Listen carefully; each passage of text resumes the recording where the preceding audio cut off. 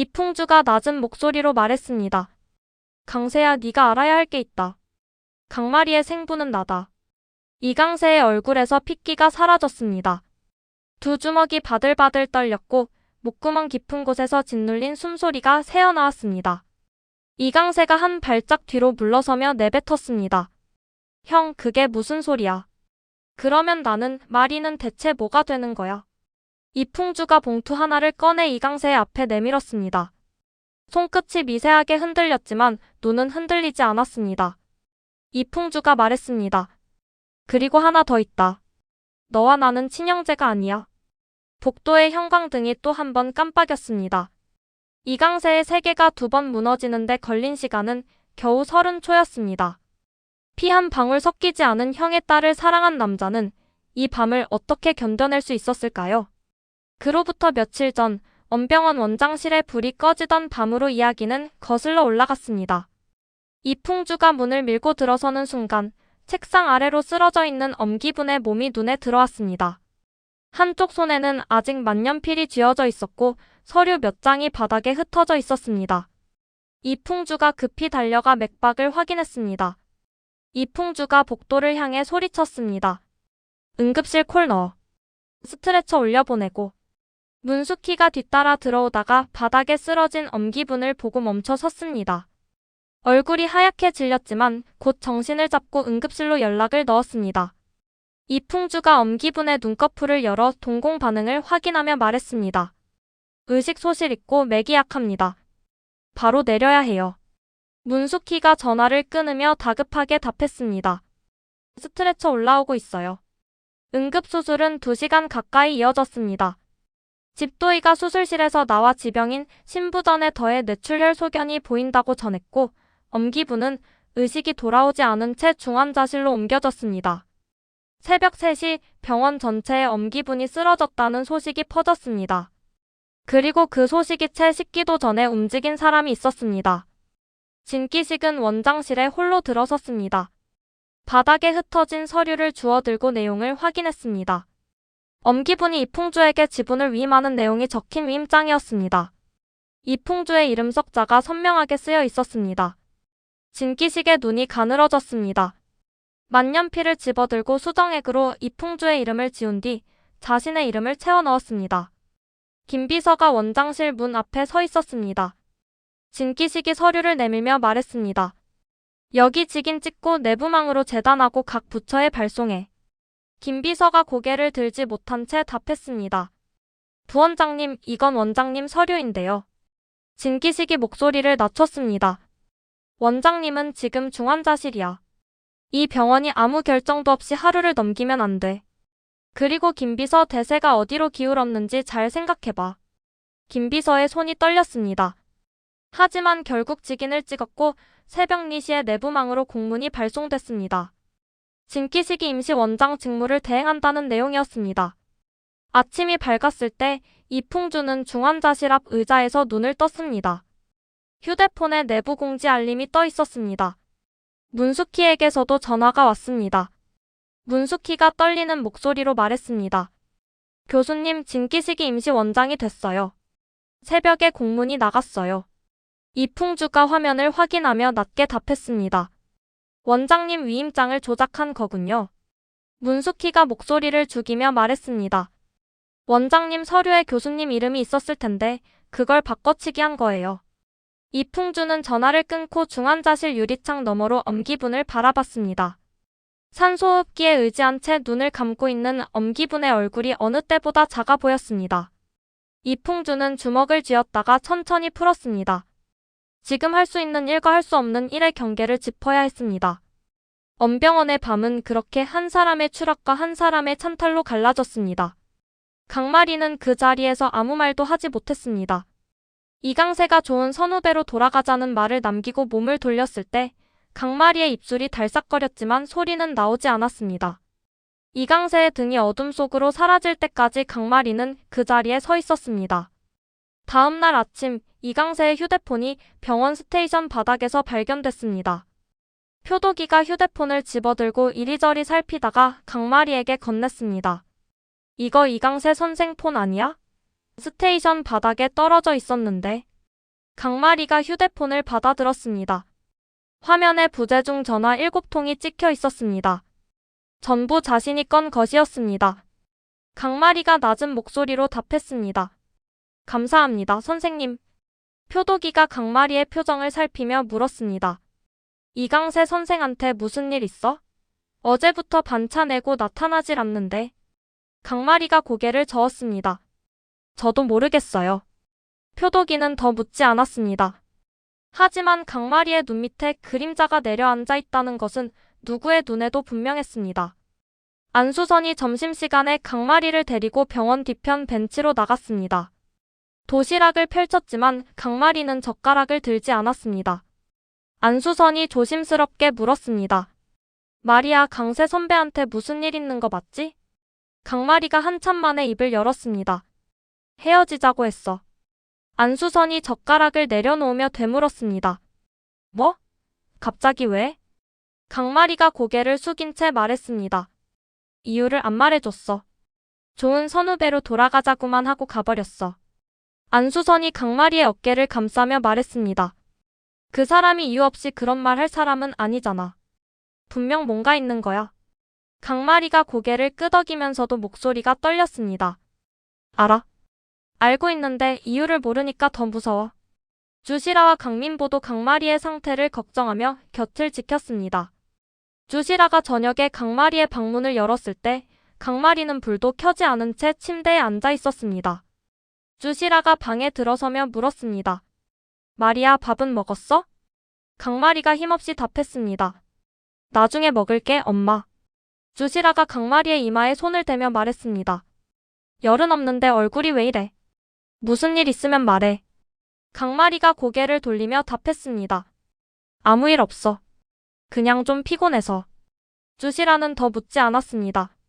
대신 방을 나서며 강민보에게 눈짓을 보냈습니다. 강민보가 마당으로 나와 주시라에게 물었습니다. 마리 상태가 어때요? 주시라가 한숨을 쉬며 답했습니다. 눈에 힘이 하나도 없어요. 이강세 선생 얘기는 안 하는데 분명히 그 일이에요. 그 시각 이강세는 병원 근처 공원 벤치에 앉아 강민보를 기다리고 있었습니다. 강민보가 도착하자 이강세는 일어서지도 못하고 고개를 숙인 채 봉투 하나를 내밀었습니다. 강민보가 봉투를 열고 서류를 확인하는 순간 얼굴이 굳어졌습니다. 이강세가 떨리는 목소리로 말했습니다. 아버님, 이풍주 형이 마리의 생부입니다. 유전자 검사 결과예요. 강민보가 서류를 쥔 손이 미세하게 떨렸습니다. 한참 동안 아무 말이 없었습니다. 이강세가 먼저 입을 열었습니다. 앞으로 어떻게 해야 할지 모르겠습니다. 처음으로 아무것도 보이지 않습니다. 강민보는 답하지 못했습니다. 이강세의 어깨가 작게 흔들리고 있었습니다. 임시원장 공문이 발송된 다음 날 아침, 진기식은 경영지원팀장을 호출해 병원 내부 문서 전수조사를 지시했습니다. 진기식이 팀장에게 말했습니다. 경영 효율화 차원에서 오래된 서류들 정리 좀 합시다. 특히 1998년 이전 자료들, 지하 창고에 있는 거 전부 목록 만들어서 올려. 팀장이 고개를 끄덕이며 물었습니다. 열람 후 분류 기준은 어떻게 할까요? 진기식이 손을 저으며 답했습니다. 열람할 필요 없어. 일괄 폐기 처리해. 보관연한 지난 거니까 절차상 문제 없을 거야. 명목은 경영 효율화였지만 실제 목적은 다른 곳에 있었습니다. 1998년 이전 서류에는 정자 제공 관련 기록, 엄기분해 비공식 시술에 관한 메모, 당시 실험실 운영 내역이 포함돼 있을 가능성이 높았습니다.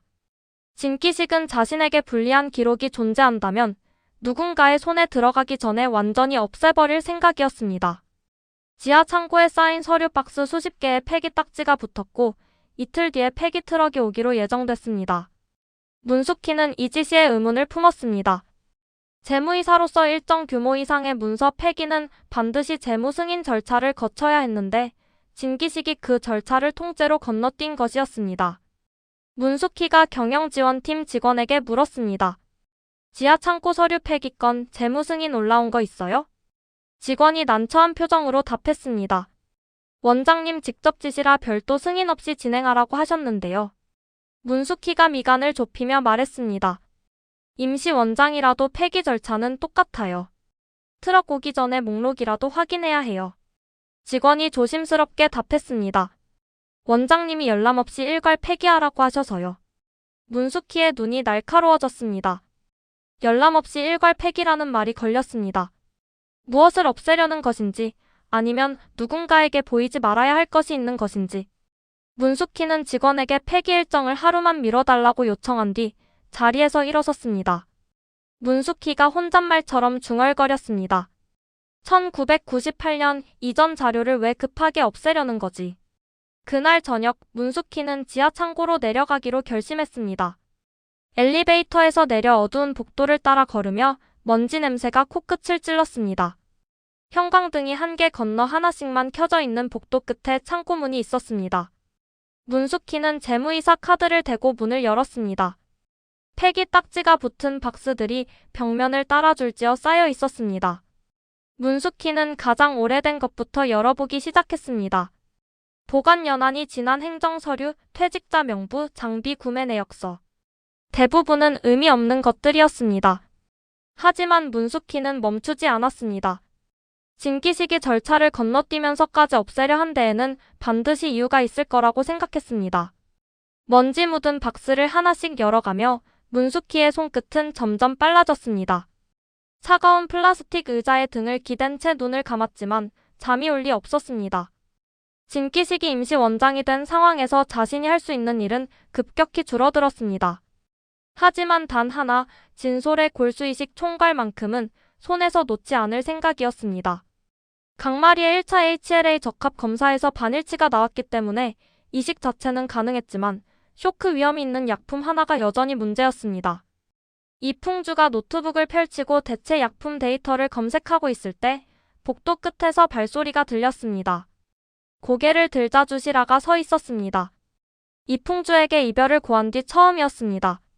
주시라가 멈칫하다가 한 발짝 다가서며 물었습니다. 진솔이는 어때요? 이풍주가 노트북을 닫으며 답했습니다. 항암제 반응은 나쁘지 않아요. 이식 준비를 서두르고 있고요.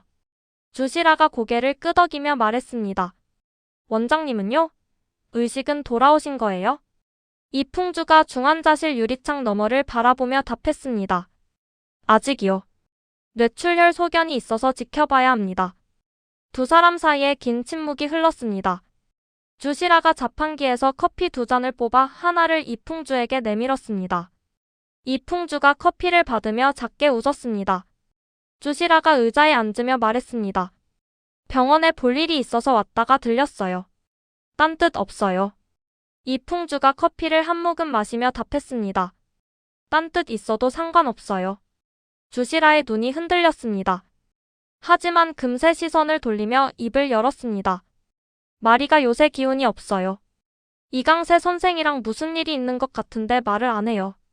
이풍주의 표정이 미세하게 변했습니다. 이강세가 연락이 안 돼요? 주시라가 고개를 끄덕이며 답했습니다. 어제부터 전화도 안 받고 병원에도 안 나온다고 하더라고요. 이풍주가 잠시 생각에 잠기다가 말했습니다. 강세가 원래 그런 애가 아닌데. 주시라가 커피를 내려놓으며 조용히 말했습니다. 교수님도 많이 피곤하시죠? 얼굴이 말이 아니에요. 이풍주가 짧게 웃으며 답했습니다. 걱정하지 마세요. 이 정도는 괜찮아요. 주시라가 자리에서 일어서며 말했습니다. 그럼 저는 갈게요. 진솔이 빨리 나았으면 좋겠어요. 이풍주가 주시라의 뒷모습을 바라보며 말했습니다. 주시라씨. 주시라가 멈춰섰지만 돌아보지 않았습니다.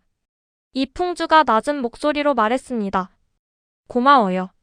와줘서. 주시라가 잠깐 멈춰 있다가 고개만 살짝 돌려 답했습니다. 커피값은 다음에 받을게요. 주시라의 발소리가 복도 끝에서 사라질 때까지 이풍주는 그 자리에서 움직이지 않았습니다. 말하지 못한 감정이 가슴속에서 팽팽하게 당겨지고 있었지만 지금은 그것을 꺼낼 때가 아니었습니다. 이풍주는 다시 노트북을 펼치고 대체 약품 목록을 훑기 시작했습니다. 강마리의 쇼크를 유발할 수 있는 약품을 빼고도 이식을 안전하게 진행할 수 있는 조합을 찾아야 했습니다. 시간은 많지 않았습니다. 2개의 박스는 예상대로 의미 없는 행정 서류뿐이었습니다. 장비 구매 내역서, 퇴직자 명부, 보험 청구 양식. 문숙희는 반쯤 포기하면서도 박스 바닥까지 꼼꼼히 뒤졌습니다. 세 번째 박스의 마지막, 바닥에 붙어있던 누런 봉투 하나가 손에 잡혔습니다. 봉투 겉면에 이옥순이라는 이름이 또렷하게 적혀 있었습니다. 봉투가 오래돼 모서리가 바스러질 정도였지만 안에 서류는 비교적 깔끔하게 보관돼 있었습니다. 문숙희가 봉투를 열고 서류를 꺼냈습니다. 첫 번째 장은 이강세의 출생신고 당시 제출된 서류 사본이었습니다. 문숙희는 당연히 친자 확인서일 거라고 생각했습니다. 하지만 서류의 제목은 달랐습니다. 입양 동의서. 문숙희의 손이 멈췄습니다. 서류를 한 줄 한 줄 읽어 내려갔습니다. 이옥순이 이강세를 입양한 과정이 기록돼 있었습니다. 이강세는 이옥순이 교편 시절 만난 여자가 전 남편과의 사이에서 낳은 아이였고 그 여자가 세상을 떠난 뒤 이옥순이 법적으로 자신의 아들로 입양한 것이었습니다. 문숙희가 서류를 읽고 또 읽으며 중얼거렸습니다. 이강세가 이풍주 교수님의 친동생이 아니라고? 서류 속 날짜는 이강세의 생년월일과 정확히 일치했고 이옥순의 서명과 인감이 선명하게 남아 있었습니다. 입양 절차를 대리한 법무사의 직인까지 찍혀 있었습니다. 조작이나 위조의 흔적은 전혀 없었습니다. 문숙희는 서류를 봉투에 다시 넣고 잠시 창고 바닥에 주저앉았습니다. 머릿속이 빠르게 돌아갔습니다. 이옥순이 교장 선생님 출신이라는 것은 알고 있었습니다. 이풍주와 이강세가 이복 형제라는 것도 병원에서 누구나 아는 사실이었습니다. 하지만 그 전제가 통째로 뒤집히는 서류가 지금 자신의 손에 있었습니다. 문숙희는 형광등 아래에서 봉투를 다시 한번 들여다봤습니다. 이것이 진기식이 없애려 했던 것인지 아니면 진기식조차 존재를 몰랐던 것인지 판단할 수 없었습니다. 하지만 한 가지는 확실했습니다.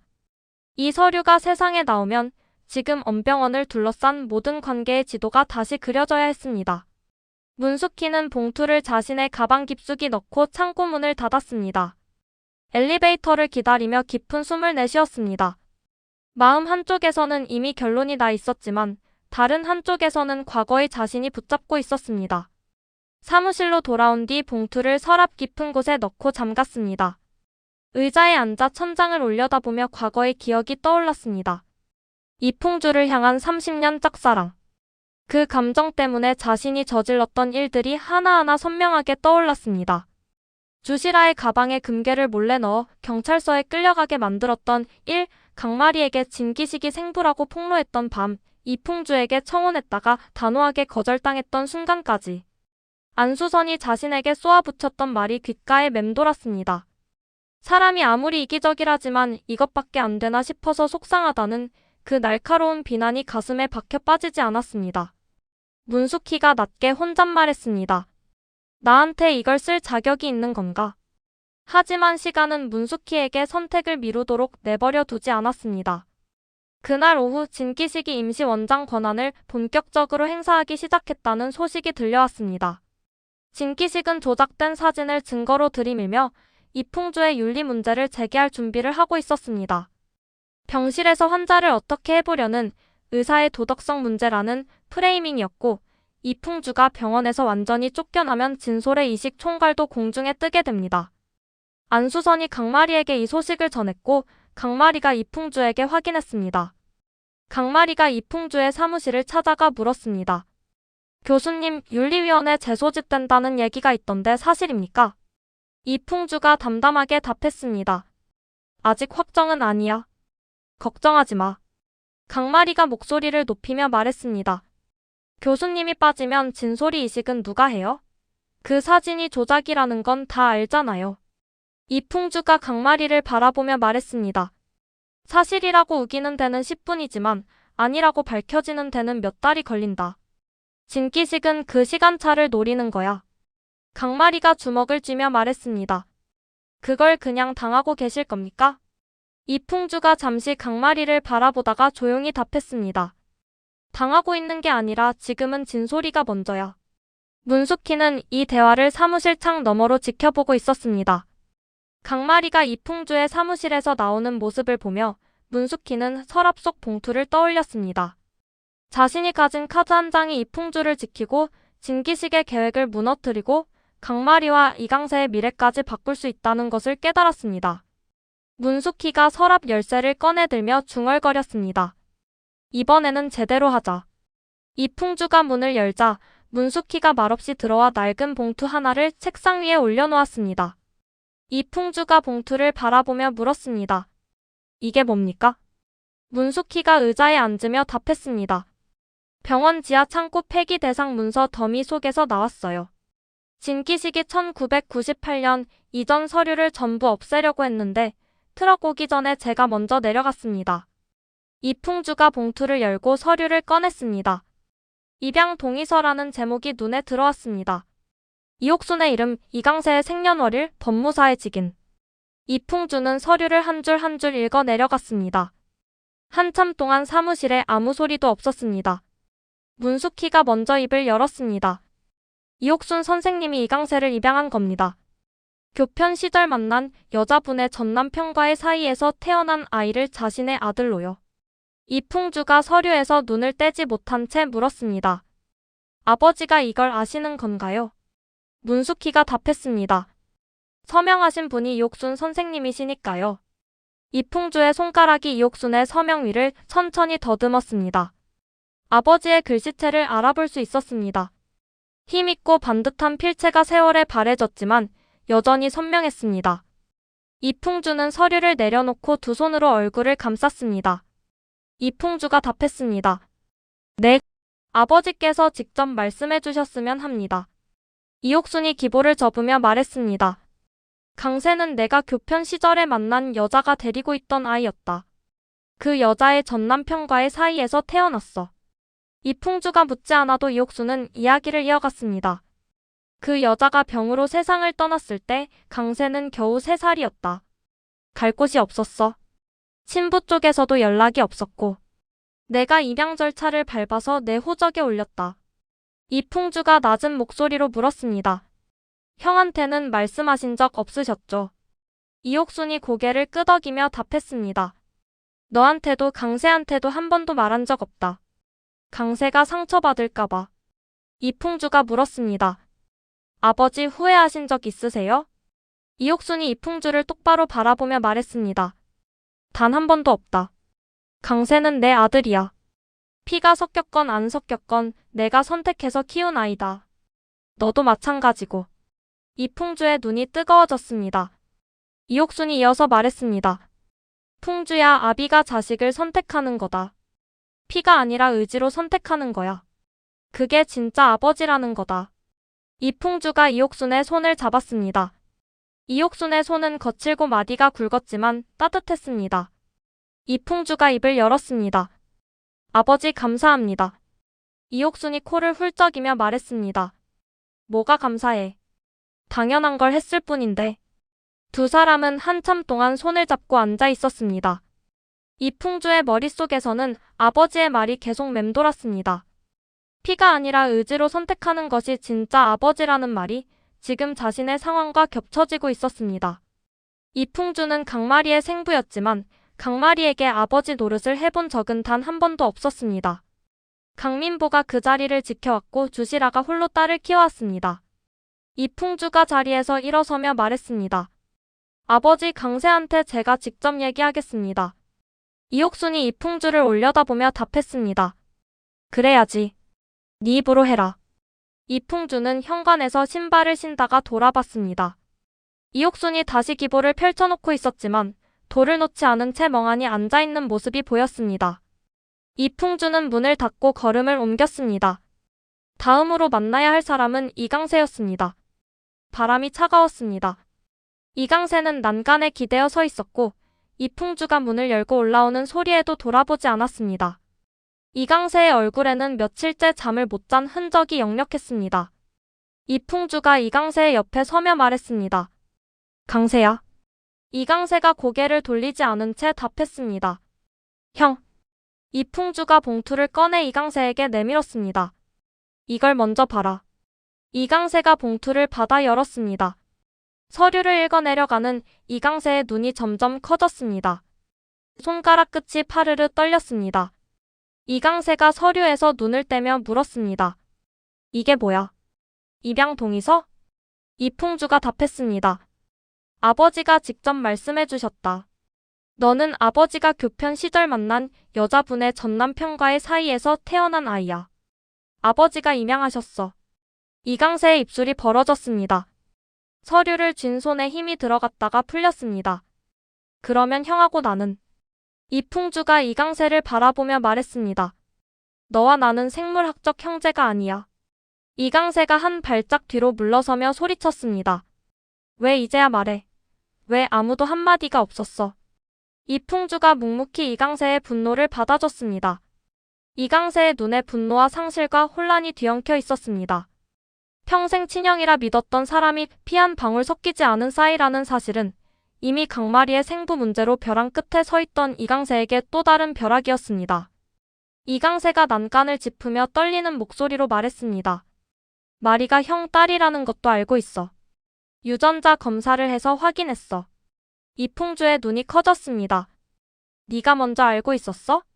이강세가 고개를 끄덕이며 답했습니다. 마리한테 헤어지자고 한 이유가 그거야. 형 딸이면 내 조카잖아. 그런데 이제 와서 형이 친형이 아니라고 하면 나는 대체 뭘 믿어야 해? 이풍주가 한 걸음 다가서며 말했습니다.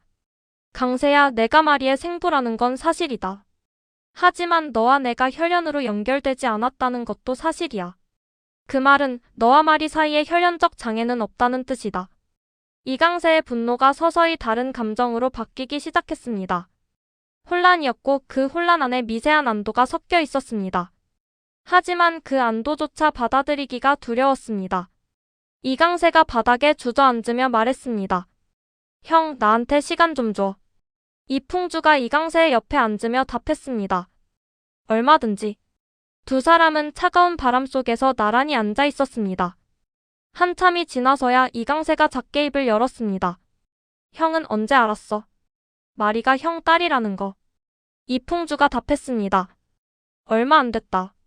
진기식이 생부가 아니라는 결과가 나오고 나서 정황이 좁혀졌어. 이강세가 먼 곳을 바라보며 물었습니다. 마리한테는 말할 거야? 이풍주가 잠시 침묵했다가 답했습니다. 마리가 원하면. 옥상의 바람이 두 사람의 머리카락을 흔들었습니다. 이강세의 눈가가 붉어져 있었지만 눈물은 흘리지 않았습니다. 옥상에서 내려온 뒤 병원을 나서 목적 없이 걷기 시작했습니다.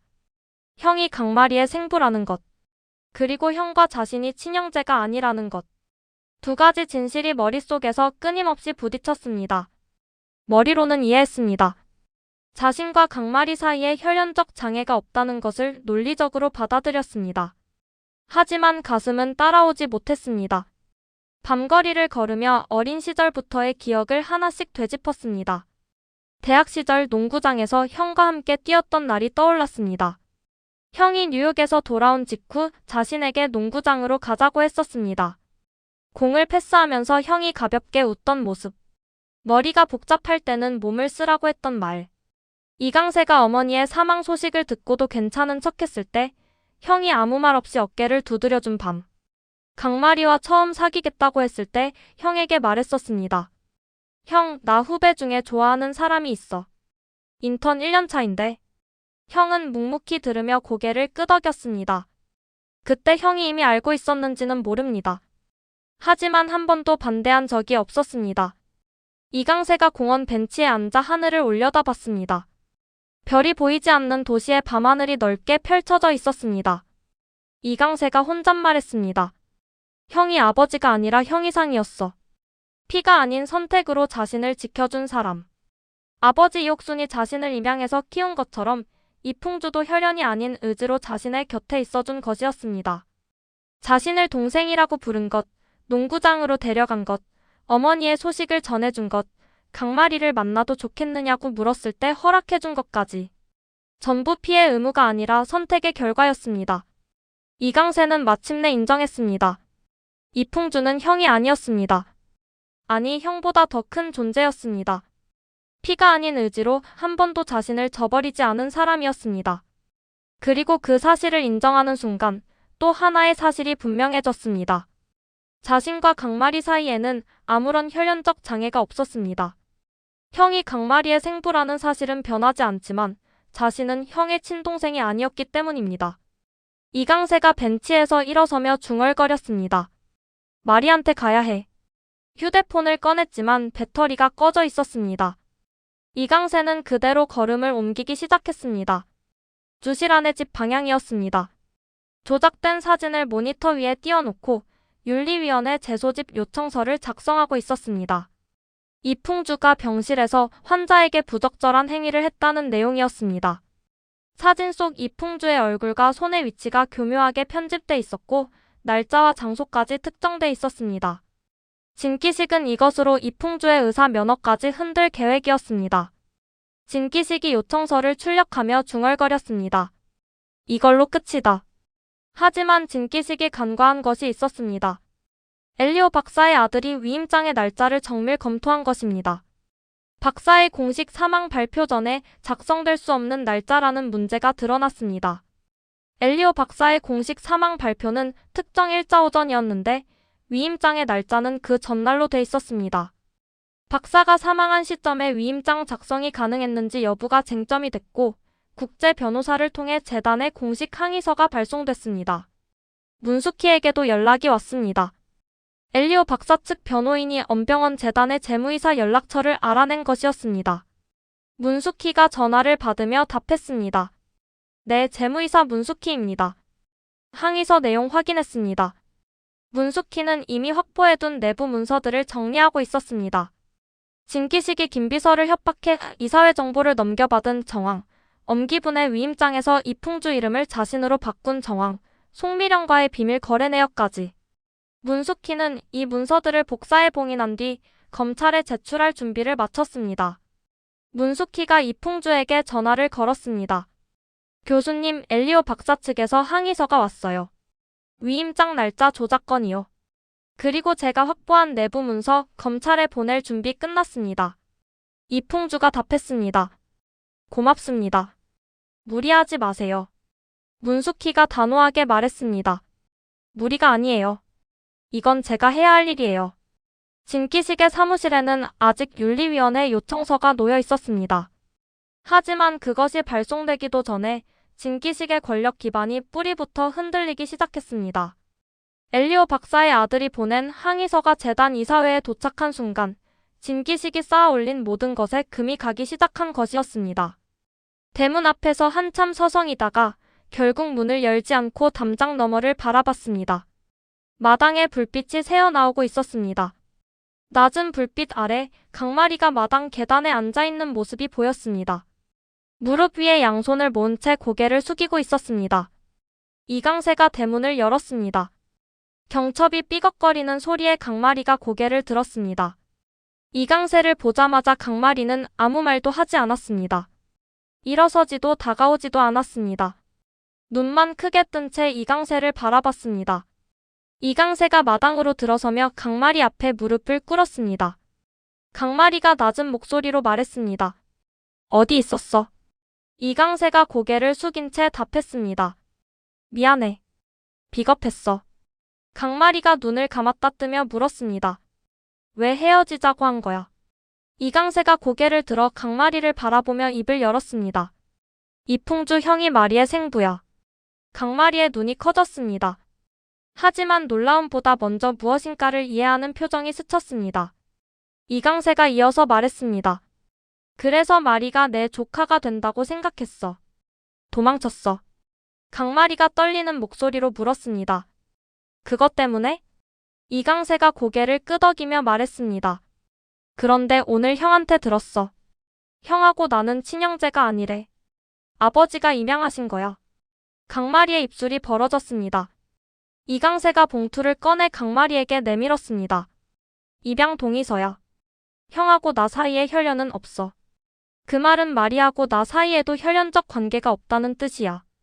강마리는 서류를 받아들었지만 읽지 않았습니다. 서류 대신 이강세의 얼굴을 바라봤습니다. 이강세의 눈이 충혈돼 있었고 입술이 바짝 말라 있었습니다. 며칠 동안 잠도 밥도 제대로 못한 얼굴이었습니다. 강마리가 서류를 내려놓으며 말했습니다. 다시는 혼자서 결정하지 마. 이강세가 고개를 숙이며 답했습니다. 안 할게. 강마리가 이강세의 손을 잡았습니다. 나한테 말했으면 됐잖아. 같이 견뎠을 거잖아. 이강세의 어깨가 작게 흔들렸습니다. 강마리가 이강세의 손을 더 꽉 쥐며 말했습니다. 생부가 이풍주 교수님이라는 거 나는 이미 더 이상 찾지 않겠다고 했어. 내 아빠는 강민보야. 그건 변하지 않아. 이강세가 고개를 들어 강마리를 바라봤습니다. 강마리의 눈에는 눈물이 고여 있었지만 흔들림은 없었습니다. 강마리가 작게 웃으며 말했습니다. 이제 와서 도망가면 안 돼, 선배. 이강세가 강마리의 손등에 이마를 대며 답했습니다. 안 간다. 절대 안 가. 마당의 불빛이 두 사람을 비추고 있었습니다. 창문 너머에서 주시라가 커튼 틈으로 마당을 내다보다가 조용히 커튼을 닫았습니다. 진솔의 상태가 급격히 악화된 것이었습니다. 2차 항암 치료 후 합병증이 발생해 고열이 4일째 떨어지지 않았고 결국 다시 중환자실로 옮겨졌습니다. 이풍주가 진솔의 차트를 확인하며 표정이 어두워졌습니다. 이풍주가 진기식에게 말했습니다. 꼴수이식 시기를 더 이상 미룰 수 없습니다. 지금 진솔의 상태로는 다음 항암까지 기다리기 어렵습니다. 진기식이 맞받아쳤습니다. 그래서 내가 다른 병원에서 이식을 진행하겠다는 거다. 여기서는 안 된다. 이풍주가 단호하게 답했습니다. 다른 병원으로 옮기는 과정에서 진솔의 체력이 버틸 수 있다고 장담할 수 있습니까? 진기식이 목소리를 높였습니다. 내 아들이야. 내가 판단하겠다. 이풍주가 한 발짝도 물러서지 않으며 말했습니다. 판단은 부모가 하지만 의학적 결정은 의사가 합니다. 강마리의 쇼크 위험을 관리할 수 있는 대체 약품을 확보했습니다. 엄병원에서 이식하는 것이 진솔에게 가장 안전합니다. 진기식의 눈이 가늘어졌습니다. 대체 약품이라고? 검증은 됐나? 이풍주가 답했습니다. 임상 데이터가 충분합니다. 쇼크 유발 약품을 빼고도 이식 프로토콜을 유지할 수 있는 조합입니다. 진기식은 이를 악물었지만 진솔의 상태가 시간을 허락하지 않는다는 것을 알고 있었습니다. 다른 병원으로 옮기는 데만 이틀이 걸리고 그 이틀 동안 진솔이 어떻게 될지 아무도 장담할 수 없었습니다. 강마리는 이 소식을 듣고 이풍주를 찾아갔습니다. 교수님, 이식 일정이 잡혔습니까? 이풍주가 답했습니다. 빠르면 이번 주 안에 진행할 수 있다. 강마리가 고개를 끄덕이며 말했습니다. 준비됐습니다. 이풍주가 강마리를 바라보며 물었습니다. 마리야, 네 생부가 나라는 거 이강세한테 들었지? 강마리가 잠시 멈칫했다가 답했습니다. 네. 이풍주가 낮은 목소리로 말했습니다. 미안하다. 강마리가 고개를 저으며 답했습니다. 교수님이 미안해할 일이 아닙니다. 저한테는 아빠가 있어요. 이풍주는 그 말에 더 이상 아무것도 덧붙이지 않았습니다. 대신 노트북을 열어 이식 프로토콜을 강마리에게 설명하기 시작했습니다. 대체 약품의 투여 순서, 채취 과정에서의 주의사항, 회복에 걸리는 예상 기간까지. 강마리는 메모하며 하나하나 확인했습니다. 강마리가 마지막으로 물었습니다. 진솔이 깨어나면 빨리 나을 수 있는 거죠? 이풍주가 답했습니다. 이식이 성공하면 그래. 강마리가 작게 웃으며 말했습니다. 그러면 됐습니다. 엘리오 박사의 아들이 보낸 공식 항의서가 재단 이사회에 도착했고 위임장의 날짜 조작 문제가 안건으로 올라갔습니다. 이사들 사이에서 진기식이 박사의 사망 소식을 미리 알고도 위임장을 작성한 것이 아니냐는 의혹이 터져나왔습니다. 문숙희가 확보한 내부 문서가 결정타였습니다. 진기식이 김비서를 협박해 임시이사회 시간과 장소를 넘겨받은 녹취기록, 엄기분의 위임장에서 이풍주 이름을 자신으로 바꾼 원본 서류의 수정 흔적, 송미령과 주고받은 비밀 거래 내역이 고스란히 담겨 있었습니다. 검찰이 수사에 착수했습니다. 진기식의 사무실에 압수수색 영장이 집행됐고 컴퓨터와 서류가 압수됐습니다. 진기식은 사무실에서 검찰 수사관을 마주하고도 태연한 척했지만 손가락 끝이 미세하게 떨리고 있었습니다. 진기식이 수사관에게 말했습니다. 임시원장으로서 정당한 업무를 수행한 것뿐입니다. 하지만 수사관은 진기식의 말에 답하지 않고 서류를 봉인한 뒤 나갔습니다. 송미령에게도 법의 손길이 뻗쳤습니다. 협상 과정에서의 사기, 딥페이크 영상 제작 및 유포, 협박 혐의가 줄줄이 적용됐습니다. 송미령은 출국을 시도했지만 이미 출국 금지 조치가 내려진 상태였습니다. 문숙희가 이풍주에게 전화로 전했습니다. 진기식 사무실 압수수색이 끝났어요. 송미령도 출국 금지 상태고요. 이풍주가 답했습니다. 원장님은 어떠세요? 문숙희가 말했습니다. 의식이 돌아오셨어요. 아직 말씀은 못하시지만 눈을 뜨셨다고 합니다. 이풍주는 전화를 끊고 중환자실로 향했습니다. 유리창 너머로 엄기분이 눈을 뜨고 천장을 바라보고 있는 모습이 보였습니다. 이풍주가 중환자실에 들어가 엄기분의 손을 잡았습니다. 이풍주가 말했습니다. 원장님, 접니다. 엄기분이 이풍주를 알아보고 눈을 깜빡였습니다. 입술이 달싹거렸지만 소리는 나오지 않았습니다. 이풍주가 엄기분의 손을 두 손으로 감싸며 말했습니다. 걱정하지 마십시오. 병원은 제가 지키고 있습니다. 엄기분의 눈에 물기가 번졌습니다. 이풍주는 엄기분의 손을 놓지 않은 채 한참 동안 곁을 지켰습니다. 진기식이 검찰에 송치될 수 있다는 소식에 진솔을 홀로 지켜야 한다는 두려움이 밀려왔습니다. 윤원경은 진솔의 병실 의자에 앉아 잠이 들었다 깨기를 반복했습니다. 간호사가 교대할 때마다 진솔의 수치를 확인했고 수치가 조금이라도 변하면 간호사를 불렀습니다. 윤원경이 떨리는 손으로 휴대폰을 꺼내 연락처를 뒤졌습니다. 주시라의 번호에서 손가락이 멈췄습니다. 오랜 앙숙이었습니다. 하지만 진솔이 아픈 뒤 두 사람 사이의 벽은 조금씩 허물어져 있었습니다. 윤원경이 전화 버튼을 눌렀습니다. 주시라가 전화를 받자마자 물었습니다. 언경아, 무슨 일이야? 윤원경이 목소리가 떨리며 답했습니다. 시라야, 나 혼자서는 못하겠어. 주시라는 전화를 끊자마자 병원으로 달려갔습니다. 진솔의 병실 앞에 도착했을 때 윤원경이 복도 의자에 앉아 두 손으로 얼굴을 감싸고 있었습니다.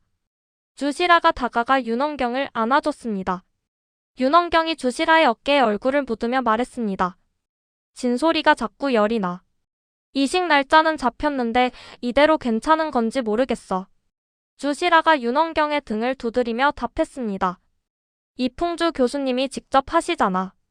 실력은 걱정하지 마. 윤원경이 고개를 들며 물었습니다. 강마리는 괜찮은 거야? 몸 상태가 안 좋다고 했잖아. 주시라가 눈을 마주치며 답했습니다. 마리가 하겠다고 했어. 엄마로서 마음이 안 찢어지겠어.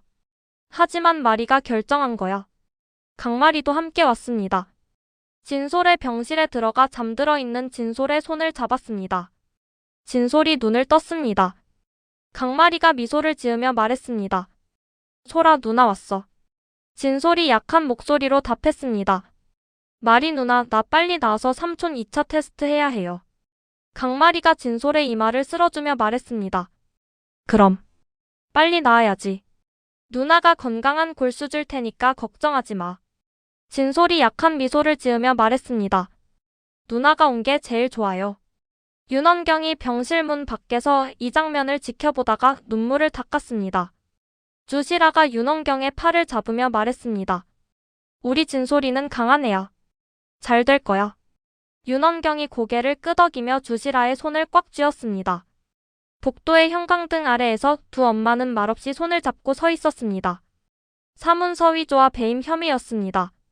검찰 차량이 엄병원 정문 앞에 섰고 진기식이 수갑은 차지 않았지만 양옆에 수사관을 대동한 채 차에 올랐습니다. 병원 로비에서 이 장면을 지켜보는 직원들 사이로 웅성거리는 소리가 퍼졌습니다. 윤원경이 병원 3층 창문에서 진기식이 차에 타는 모습을 멀리서 바라봤습니다. 진기식이 차에 오르기 전 고개를 돌려 병원 건물을 올려다봤습니다. 윤원경이 서 있는 층을 본 것인지 아닌지 알 수 없었지만 진기식은 곧 고개를 돌리고 차에 몸을 실었습니다. 윤원경은 창문에 이마를 대고 한참 서 있었습니다. 송미령은 같은 날 공항에서 체포됐습니다. 출국을 시도했지만 이미 출국 금지 상태였고 게이트 앞에서 수사관에게 제지당했습니다. 협상 과정에서의 사기, 협박, 딥페이크 영상 조작 혐의가 줄줄이 적용됐습니다. 엄기부는 중환자실에서 일반 병실로 옮겨졌습니다. 의식을 되찾은 뒤 첫 번째로 한 일은 이풍주를 부르는 것이었습니다. 이풍주가 병실에 들어서자 엄기분이 힘겹게 입을 열었습니다. 엄기분이 이풍주의 손을 잡으며 말했습니다. 이 교수 병원을 맡아줘. 이풍주가 답했습니다. 원장님 아직 회복 중이십니다. 천천히 생각하셔도 됩니다. 엄기분이 고개를 저으며 말했습니다. 나는 이제 물러나야 해. 더 이상 이 자리에 앉아있을 자격이 없어. 이풍주가 잠시 침묵했다가 답했습니다. 알겠습니다. 엄기분이 이어서 말했습니다. 진솔이 먼저야. 그 아이부터 살려. 이풍주가 고개를 끄덕이며 답했습니다. 진솔 골수 이식 제가 직접 총괄하겠습니다. 엄기분의 눈에서 눈물이 흘러내렸습니다. 이풍주는 엄기분의 손을 꽉 쥐었다가 놓고 병실을 나섰습니다. 복도에서 김비서가 고개를 숙이고 서 있었습니다. 김비서가 떨리는 목소리로 말했습니다. 교수님 죄송합니다. 제가 잘못했습니다. 이풍주가 김비서를 바라보며 답했습니다. 지금은 그 얘기할 때가 아닙니다. 이식 준비에 집중합시다. 김비서가 고개를 끄덕이며 눈물을 닦았습니다. 이풍주는 곧장 수술실 스케줄을 확인하러 발걸음을 옮겼습니다. 수술 준비실에서 강마리가 가운을 입고 침대에 누웠습니다.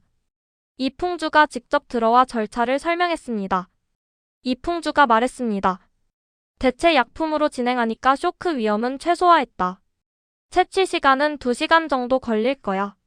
강마리가 고개를 끄덕이며 답했습니다. 네, 알겠습니다. 이풍주가 강마리를 바라보며 잠시 말을 멈췄습니다. 마리야. 강마리가 올려다봤습니다. 이풍주가 낮은 목소리로 말했습니다. 고맙다. 강마리가 미소를 지으며 답했습니다. 교수님 빨리 시작하죠. 수술실 밖 대기실에는 여러 사람이 모여 있었습니다. 윤원경과 주시라가 나란히 앉아 있었고 강민보와 이옥순이 맞은편에 앉아 있었습니다. 이강세는 대기실 입구에 서서 수술실 방향을 바라보고 있었습니다. 윤원경이 두 손을 모으고 고개를 숙이고 있었습니다. 주시라가 윤원경의 어깨에 손을 얹었습니다. 주시라가 조용히 말했습니다. 다 잘 될 거야. 윤원경이 고개를 들며 답했습니다. 고마워 시라야. 강민보가 이옥순에게 말했습니다. 선생님 마리가 들어간 지 1시간째입니다. 이옥순이 답했습니다. 그 아이는 강한 아이요. 걱정 마시오. 2시간이 흘렀습니다. 수술실 불이 꺼지고 이풍주가 마스크를 내리며 대기실로 나왔습니다. 이풍주가 말했습니다. 이식이 성공적으로 끝났습니다. 윤원경이 그 자리에서 주저앉아 울었습니다. 소리를 죽이려 했지만 어깨가 크게 흔들렸습니다. 주시라가 윤원경의 어깨를 감싸며 함께 울었습니다. 강민보가 이옥순을 바라보며 말했습니다. 선생님 다 잘 됐습니다. 이옥순이 고개를 끄덕이며 안도의 한숨을 내쉬었습니다. 됐다. 됐어. 이강세가 이풍주에게 다가가 물었습니다. 형 마리는 괜찮아? 이풍주가 답했습니다. 회복실에서 쉬고 있다. 상태 좋아. 이강세가 고개를 숙이며 말했습니다. 고마워 형. 이풍주가 이강세의 어깨를 한번 두드리며 답했습니다. 가서 봐라. 이강세가 회복실로 걸어갔습니다. 강마리가 침대에 누워 눈을 뜨고 있었습니다. 이강세를 보자 약하게 웃었습니다. 진솔은 별도의 수술실에서 이식을 받은 뒤 회복실로 옮겨졌습니다. 눈을 뜬 진솔이 윤원경의 손을 잡으며 말했습니다. 엄마 나 이제 괜찮은 거예요? 윤원경이 눈물을 닦으며 답했습니다. 그래 우리 진솔이 이제 다 나을 거야. 진솔이 고개를 돌리며 물었습니다. 마리 누나는요? 윤원경이 미소를 지으며 답했습니다. 누나도 괜찮아. 옆방에서 쉬고 있어. 진솔이 안심한 듯 눈을 감으며 말했습니다. 마리 누나가 최고예요. 병원 로비에 여러 사람이 모여 있었습니다. 진솔이 휠체어에 앉아 있었고 윤원경이 휠체어를 밀고 있었습니다. 진솔의 얼굴에는 오랜만에 혈색이 돌아와 있었습니다. 윤원경이 주시라에게 다가가 멈춰 섰습니다. 한참 동안 입을 열지 못하다가 결국 고개를 숙이며 말했습니다. 시라야 고마워. 진심으로. 주시라가 윤원경의 팔을 잡으며 답했습니다. 됐어. 진솔이 건강하면 됐어. 진솔이 휠체어에서 이강세를 발견하고 환하게 웃었습니다. 삼촌, 나 퇴원이에요. 이강세가 진솔에게 다가가며 답했습니다. 잘했다, 진솔아. 진솔이 가방에서 제기를 꺼내들며 말했습니다. 삼촌 2차 테스트 할 거예요. 오늘은 제기차기예요. 이강세가 웃으며 답했습니다. 좋아.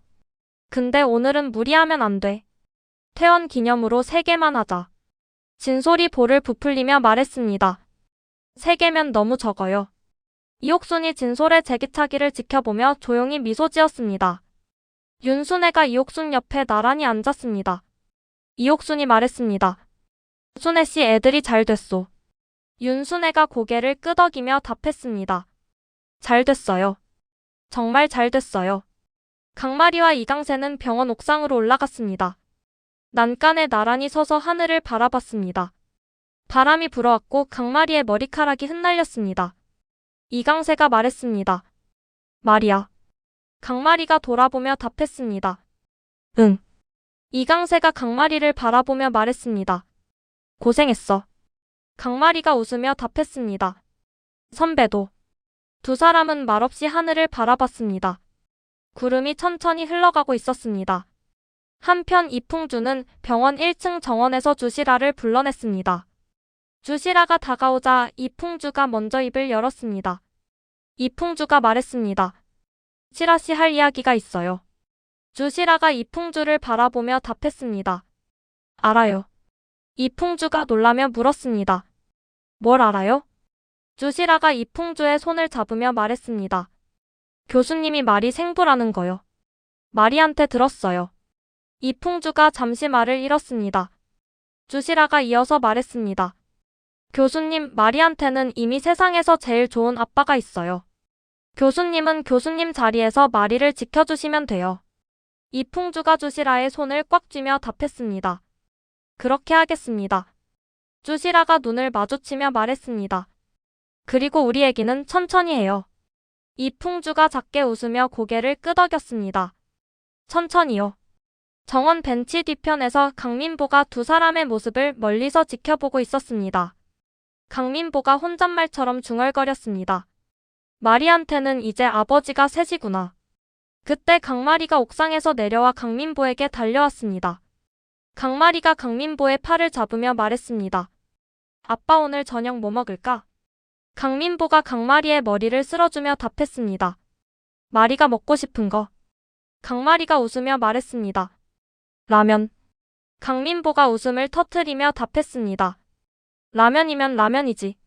병원 로비에서는 진솔이 제기를 차고 있었고 이강세가 세는 척하며 숫자를 부르고 있었습니다.